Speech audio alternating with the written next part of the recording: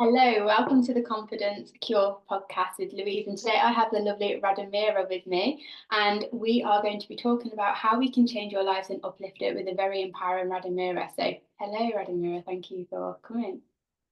Hello, Louise. Thank you for having me. Thank you for an invite. Did I get your name right? You did. You did 100%. You were worried that I'm going to correct you, right? Yeah. Yeah. Right, I wouldn't do that I wouldn't do it on the live stream. Don't worry. No, but you nailed it, Louise. Good. But no, thank you for coming to this today. We've met a few times now where we've had to put ourselves in uncomfortable positions and we've smashed it every single time. So you are literally very empowering from your story and things. So yeah, do you want to tell me a little bit about your story and what's changed your life? What's changed my life? It's a big question, Louise. I think That's small. that is a big question. Um, I think throughout your life, pretty much everything changes your life, like from year to year. So that, like, to pick one thing, I guess, is quite challenging. But like I've moved to London. I think it's around 17 years now. I literally stopped counting. But beforehand, I actually went for a kind of summer exchange to Northern Ireland, which I actually haven't mentioned that much. I was about 17. I wasn't 18 just yet, but it literally was 3 months in Northern Ireland, like, study exchange with a group of people, and I really loved it. I love the fact that I'm independent. Like, I don't have parents around. I just love the freedom. No, in a bad sense. I just loved that I just loved it, and it wasn't anywhere particular nice place or anything. It was a really small town in the Northern Ireland, and I didn't want to go back home. I had a college to finish, and I was like, I don't want to go. Oh my God. But I did eventually, and I finished my college. But then I wanted to go. I wanted to go again. So I finished the college. I applied for universities as a good girl should have done. So I did, and I got a place. A couple of universities picked the one I really wanted to go. But we had 3 months in our hands. Didn't know what to do. So again, I wanted to go abroad, and I had a friend. He was like, "Okay, I'm cool to go with you to London." It's brilliant. So very little sorted out, apart possibly a place to stay through random agency, something, with broken English, I must say, very broken English. Oh. But we came for 3 months, and 3 months, yeah, the summer still goes. That summer still goes on. The show still goes on. So yeah, I've never really returned to stay. So yeah, I did stay. That was 17 years ago. That was 17 years ago. Yeah, that was in my 20s. So I think that was quite pivotal moment in life because everything. I sometimes think what would have happened if I stayed back home. I'm from very little. I'm not going to say town. It's a village. Like everyone knows everyone, Yeah. right? What would have happened? Like, where would I be today? But then, I mean, there's no point of dwelling on that because I'm not there. So I think that was kind of a changing moment. But like loads happened obviously beforehand. Is that like every year of your life gives you something. Which either breaks you or makes you. So that kind of thing. And So, that but yeah, move, moving. Sorry. that move was a make. Yeah. Well, you know what? Now, today, I say everything is a make. There's no break. So Exactly. everything is a make. Eventually. We may go through periods of breaking, but eventually everything is a make, right? So what made you change your perspective on that though? So obviously. whoa. Right. So I think that's that's one of the most recent things. So it's 2 years. We are in July, so 2 years this August. I I can't say we with my ex-fiance called off the wedding. I we split it up. We were engaged, so there's a lot of things happened. It was a quite, I think, till today, it's been one of the hardest moments because I didn't lose just that person, but I lost a lot of identities around it. Like vision of a marriage, a vision of a family. Like you had plans. Like there's been a lot of loss, and I lost myself, like Okay. utterly. When you say as in your Say it full again. identity, when you lost yourself, do you mean like in like mentally, physically? What happened at that point? Everything. So you mentioned, we met through a project we are both involved in, right? And I always say, I say it in that chapter as well. I had to lose myself completely, physically and mentally, emotionally, to find myself again. So I needed to find who I am firstly on my own. Today I can tell I've never been in a relationship with myself. Like no one has ever taught me how to. There's been always emphasis on you have to find someone to kind of, exist. It's been a lot of emphasis on that growing up. So I've never been in a relationship with myself. I never, like, looking back, I didn't know myself. Although many people or majority of people would say, oh, you're so confident. And maybe I can appear or I could have appeared as a confident person, but really knowing very little about myself. So this big fall was needed, I must say. But working my way through, I learned a lot. And one of the most important things I've changed was my mindset and perspective and narratives on things. And then from that, everything changed. My relationship to movement, my relationship towards food, my relationship to people, but most importantly, towards myself. So yeah, because you ask what was the moment where when I changed this kind of perspective of like everything is a lesson. So everything is a lesson, and to be honest, I'll be forever grateful to have met my ex-fiance, because I also told him that without him I would never be where I am today, right? So it's hard at the moment because you go through so many feelings, emotions, and grief, and you don't see why is it happening.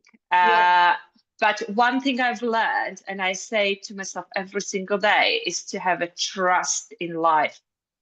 Like life it will take care of you, although you may feel like it's unfair and it's I don't know if you can swear on your podcast, Louise, but whatever.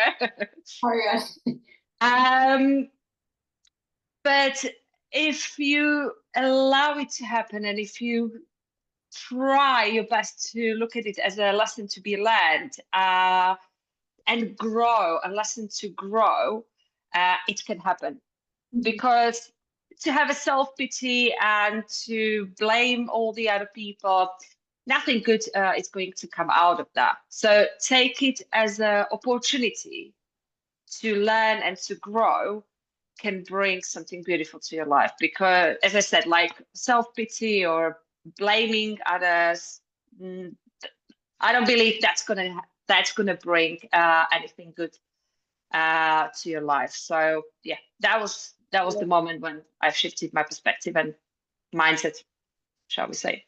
I literally love that. So like going through something has changed your perspective.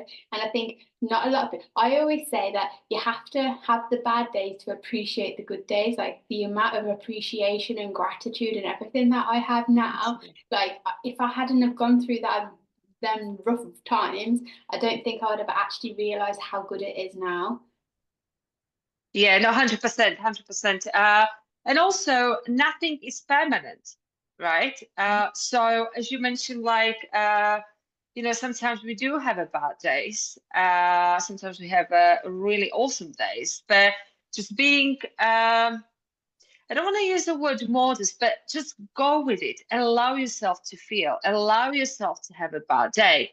But knowing that it's not going to be forever. And that definitely, like, even if it's like it's not really raining today in London, but it's quite grey. But if it's going to be sunny for the rest of the year, you will be like, oh well, it's normal, right? So you possibly would lose that appreciation towards how well you actually are feeling, possibly for the most of the days, obviously depending on person to person. But yeah, 100%, I totally agree with that, Louise.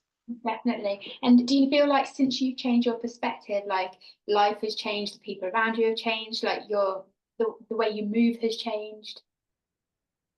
Yeah, so 100%. I think that shift has come with a lot of goodbyes, but I also think this has been caused by learning about myself and setting the boundaries. Like I know nowadays everyone talks about setting the boundaries, and and I don't use the word like lightly. I genuinely have been putting the boundaries and just deciding like this, this is not where I want to be. This is not, like not in a bad way. Like I've said goodbye to many people, but not because they are horrible, they are bad. Our paths don't meet. Like they don't go side by side anymore. So that's definitely changed. So the circle of people, because I always contemplated about the law of attraction, like how on freaking earth this work, right? And I was How just like, passionate okay, you are law of about attraction, law of attraction, what is it? But actually, I have been seeing this at least for past year. You literally attract people into your life because your I think your mind, your attention is elsewhere. So you naturally attract people into your life who's got similar mindset, similar interest. So that's definitely changed. So definitely the circle of people I am surrounded with has changed. And again, as I said, like relationship towards myself. But first and foremost, I've been in the fitness industry for I think it's 12 plus years now, and that has changed significantly. Like my approach towards coaching, and it's like that has changed a lot because I stopped. Yeah, everything was built on fear, and I can't say word hate, but how I came to the industry and how I came to fitness was through hate towards my own body.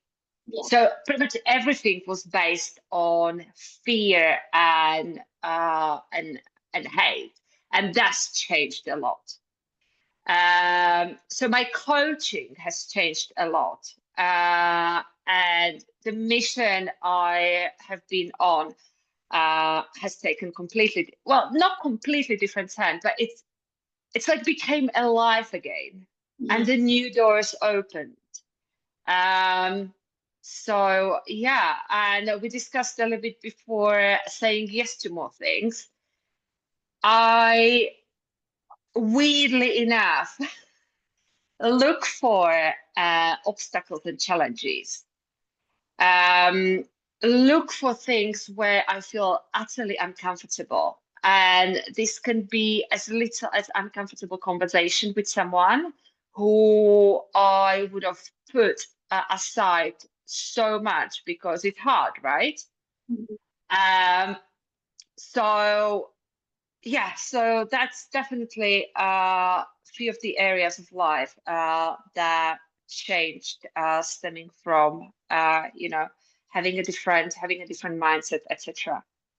It's all happened in your favour. But if we go back to where you said you lost yourself, you lost your identity, you would look like you was performing through confidence, but then to actually know that you wasn't, what did you have to do to actually build confidence from within? So like when you realise actually I'm not actually that confident, what did you do then? Uh, well, I think the main realization happened a couple of years ago, and what did I do? I felt inside me that I can, like I've got more in me, and I can stand up again. Um, so there wasn't any particular thing, but building a trust towards myself. And I think first, I think it was the first time in my life I wasn't worried or shy or ashamed, if you may, ask for help. Yeah. So I did ask for help. I reached out to friends. I sought a professional help as well. So I didn't do this on my own. I've got. I have been so grateful for a handful of people who's like literally stayed around and supported. But yeah, asking for help helped immensely. But it was my will to go forward and to change. So I think that, and seeing that you can actually go forward, and so that's where I think it's not one particular thing where your confidence grows, but seeing that you can go from think like I thought my life is over, like I thought my life is over. Look how Oh you're no, laughing about it now though. it's fine, or whatever, and I'm not married. It's too long. Like it's too late now. I genuinely thought like my life is over. And like especially where I come from, like the marriage and settling down is something what is so valued. Like till today, I would be asked every single time on every single occasion, "Are you with someone? Is there someone? Are you Yeah, okay on your own again?" I get So that. right. So I genuinely thought my life is over. But then taking the steps, have a courage to take the steps and to move forward, to ask for help. I think that confidence is then built.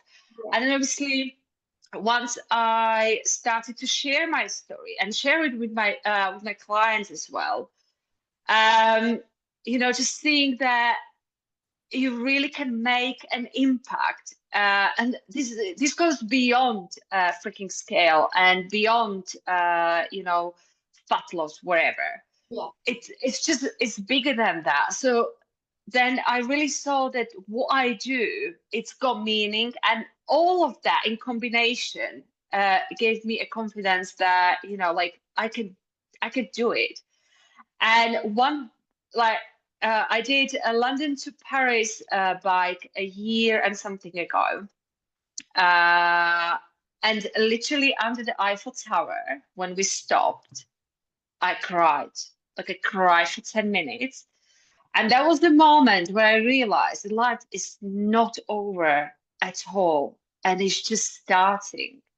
And I literally have a shivers when I talk about it because Oh, I remember the moment very, very vividly. And like, it was just a sense of like, I don't, it's not even a freedom, like a rebirth. Like yeah. I was born again.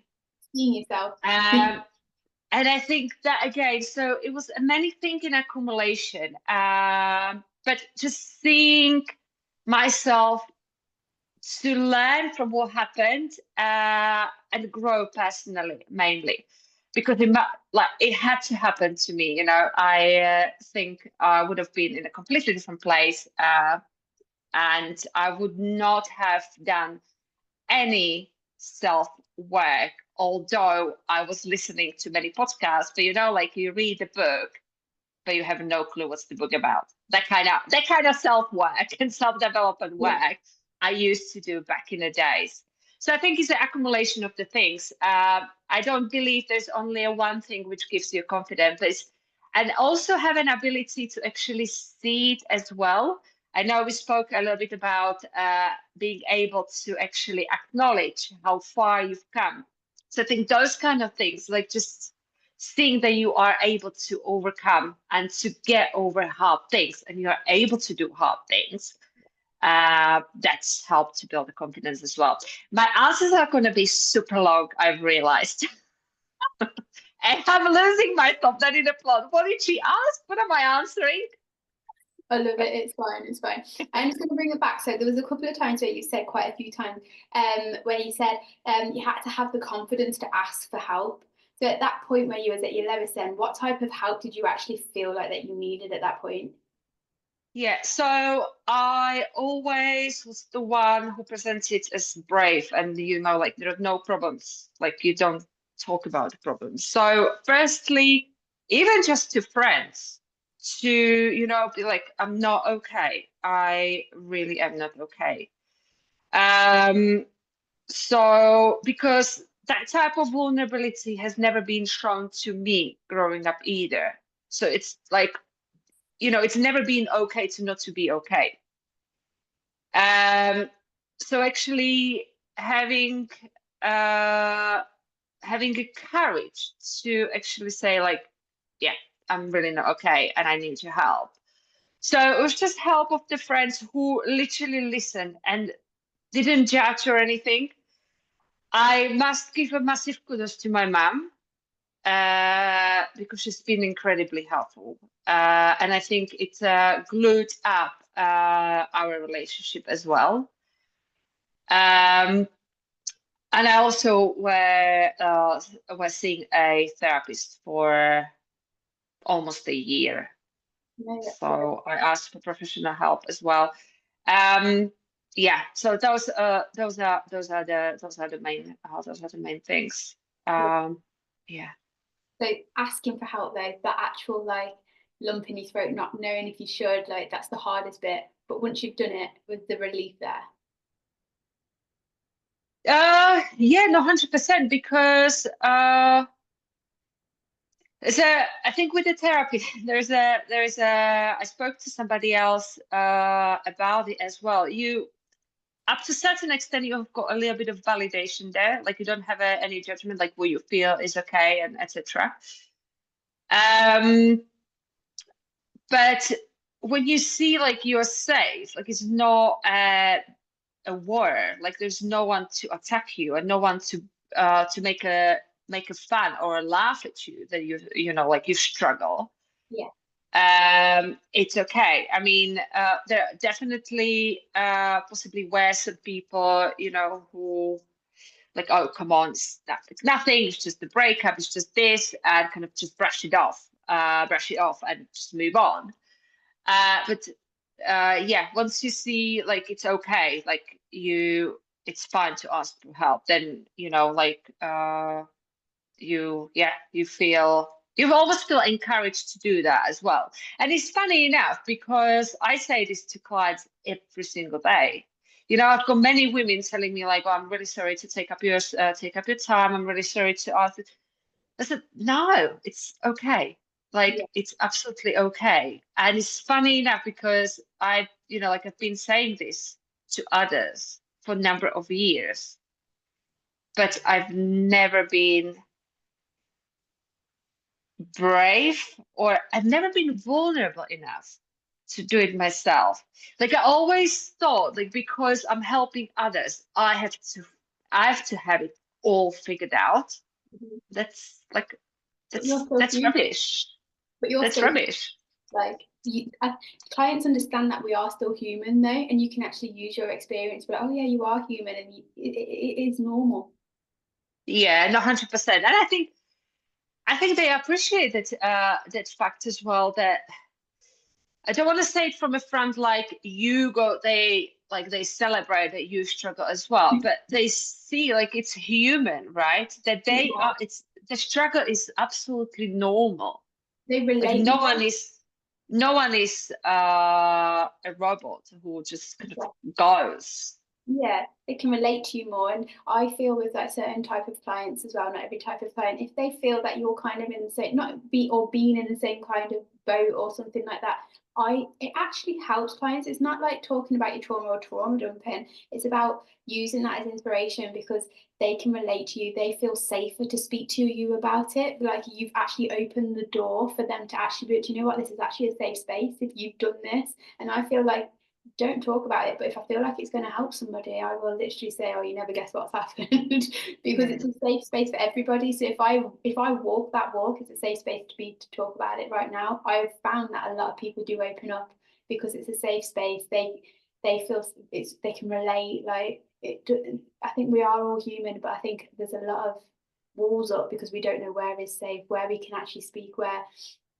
you can what you can say, what's right, what's wrong.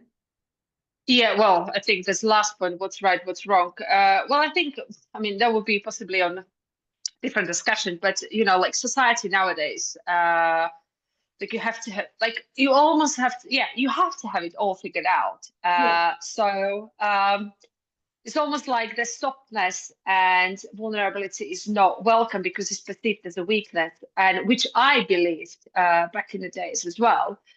But it's not necessarily. I think what is weak is to stay where you are and not do anything about it Yeah. and play a victim.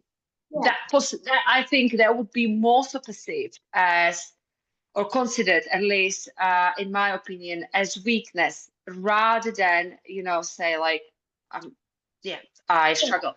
And going back to what you said, and we spoke about the clients. Um, I at that time I like I cried to like there were sessions, in-person sessions where I cried. And I'm like, obviously not, like I think you get kind of a professional sense who you can open up more and Yeah.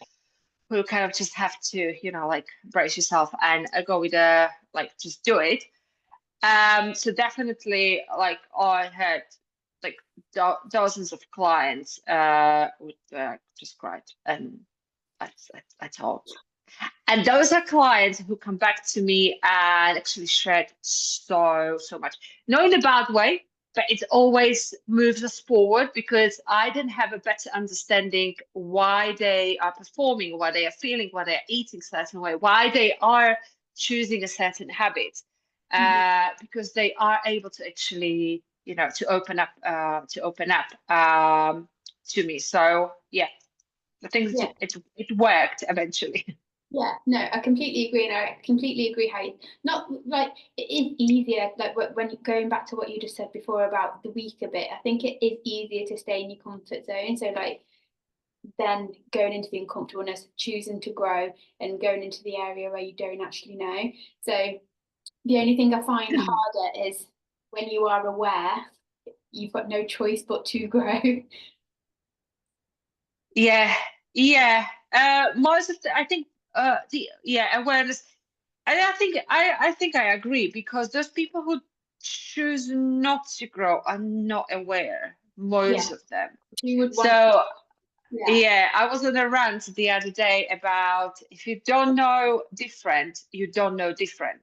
And yeah, it sparkled from a very simple conversation with actually two women on the same day, which like spoke about sleep. And like if you sleep 4 or 5 hours a night, then you don't know how you feel when you sleep 7 hours, yeah. right? Not So you don't know different. And then we spoke about like other food choices. And if you know how you feel on a daily basis, when you know what like what's good for you, and then One of my clients, she didn't have things on hand, and so she did something else. And she just told me, like, I didn't feel very good, because she knows how she feels normally. So I think there was a bit of a deviation, but the awareness, like, if if you're aware of what's happening, yeah, you hopefully got to choose to grow. Yeah, But I think, yeah. We have all gone through that stage in life where we haven't been aware, like we must have, because we've had to go through something, but then be like, oh my god, I didn't even know that. Do you know how many times that's come out of my mouth? I didn't know this. Like, how long? I wish I'd known this sooner. Like, how long I was unaware about a certain topic or something like that. So it's not the fact that they're weak or anything. It's just the fact they're not aware. They haven't had something to make them aware, or they are choosing just to. You never know, but like, they haven't had that awareness brought to them, or they haven't tried to look for it or something like that. Yeah, yeah, 100%, 100%. So awareness is always the key, with everything, doesn't matter what area of your life you're looking into, but awareness is, yeah, it's a key. Yeah. Open eyes and vision. So now, like, turning your life around, now you're feeling better inside, inner, outer, and you got a lot more confidence. What has that done for your life now? So where are you now as it stands? Where I am now, so still in London, Louise. Surprise, surprise. Still in London. Well, I think first and foremost is, as I mentioned before, my coaching. So I have started my own business, online coaching, with women as well. But it's just the message, I think I'm trying to push forward. So I've struggled with body image for my whole life, let's put it that way, pretty much. And that was the breaking point, as well, because I tied my whole worth, to my appearance, and still I would not be happy like how I looked. However times it, never happy. So finding a peace, with my own body has been incredibly freeing. And don't get me wrong, it doesn't mean that I don't have a bad, body image day. I do. But I know where it comes from, and again, I know is a phase. Like, it's a feeling. It doesn't mean that it's, like, it's there and it's true. So that's changed, and that's what I'm trying to, I have been bringing to my coaching as well. So now I teach women that however hard you lift in a gym, in a session, all those kind of things are just wiring your brain that you can do hard things. Your body is like, so for me, training now, first and foremost, is not for today, for tomorrow, it's genuinely for years to come. I'm 37 now. I've got so much more energy than I used to have before, because I didn't eat properly. I was like, like going through the cycles of utter restriction, overtraining, and you know, just having a freedom of not going through this is big, is big. And I have been able to help women to overcome this as well. Not like building a relationship with the food, because we've grown up and we were hearing so many different messages about the food, about their appearance. So, like, there is no one to blame. But one thing I always say, like, what you learned, you can unlearn and build something different and build something new. So just being able to help women to really appreciate their bodies for what they do for us on a daily basis. But that doesn't mean that we can want to change our body, like, you still want to see the progress, but that progress to come from respect for your own body and the love for your own body is very different than when you stand in front of the mirror and it's like, I hate this, I hate that. That's, like, the whole approach is very different, I believe. So that's changed significantly and really allowed me to like, we spoke a little bit about sometimes how tired we feel, but having this vision and the opportunity, I see it as an opportunity to help someone. Like the tiredness doesn't mean too much, because then you have to, like, there's another woman I can help. Yeah. And seeing a training, I now came up with this a new frame, upgrading the quality of life. That's what you can do through this, not just training, but changes of your lifestyle. So, that's changed significantly, and being okay with who I am. But this is same like with the body, striving for more, because there's always something new to learn.